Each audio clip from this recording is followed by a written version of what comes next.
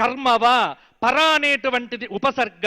తిరస్కార పదం భూధాతువు, భూసత్తాయాం అని సంస్కృతంలో ఉండటం చేత ఓడిపోవటం, అవమానింపబడటం అనేటువంటిది సాధారణమైనటువంటి అర్థమైనప్పటికీ పరాభూత తిరస్కృత జనైరితి పరాభవ.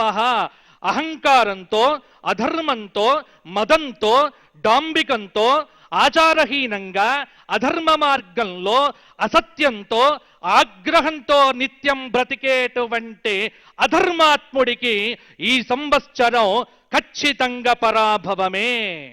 ధర్మంలో ఉంటూ, ధర్మంగా జీవిస్తూ, ఇతరులకు ఇబ్బంది కలగకుండా ఉండేటువంటి సత్పురుషులకు ఈ సంవత్సరం పరాభవం కాదు, ప్రాభవనామ సంవత్సరంగా మారబోతోంది. ఇంకొక్క మాట, పరాభవ. పర అంటే దేవీ భాగవతం ఇత్యాది పురాణాల ప్రకారంగా తీసుకుంటే పరా ప్రత్యక్షితి రూప పశ్యంతి పరదేవత.